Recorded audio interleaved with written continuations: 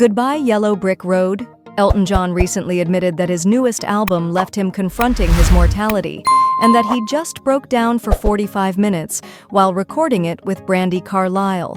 "I wrote a song at the end of the album, and I just get the lyrics, Bernie Taupin's lyrics," John, 78, explained on the Tuesday, March 25th, episode of the Smartless podcast. "I'm writing the verse like, oh, this is really pretty," he continued, "and then I get to the chorus, and of course it's about my death. When you get to my age, which is near 100, you think, how much time have I got left?" The Rocket Man singer then admitted that he really started thinking about mortality and ultimately got emotional for nearly an hour after his thoughts turned to his husband, David Furnish, 62, and their two sons, Zachary, 14, and Elijah, 12. "You've got children, you've got a wonderful husband, you just think about mortality," he said during the podcast. "And so when I got to the chorus, I just broke down for 45 minutes, and it's all on film."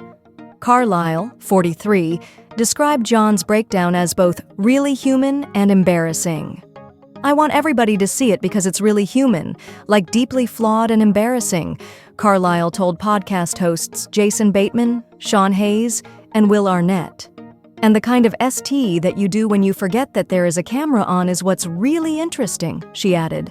A video of John's tantrum made the rounds in February, with the Grammy winner calling himself a nightmare during their studio session. The Tiny Dancer singer's new collaborative album with Carlile is titled Who Believes in Angels, and the record is scheduled to be released on April 4th.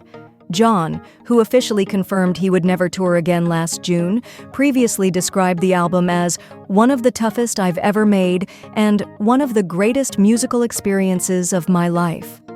The recording sessions were filmed for the critically acclaimed musical documentary Elton John, Never Too Late, which was released last year. The song Never Too Late, which will be released on Who Believes in Angels next month, was also recently nominated for Best Original Song at the 97th Academy Awards.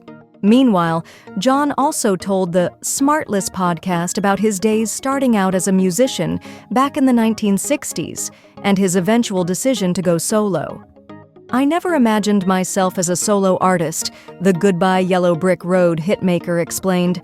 He added, "When I was in my group, Bluesology, I took the big risk of going up to Liberty Records saying, I want to write songs. I'm so fed up with playing in a band that doesn't want to go anywhere, and I can sing too." John's latest record and his podcast interview both come just months after the beloved musician revealed how he lost his eyesight after developing a serious infection.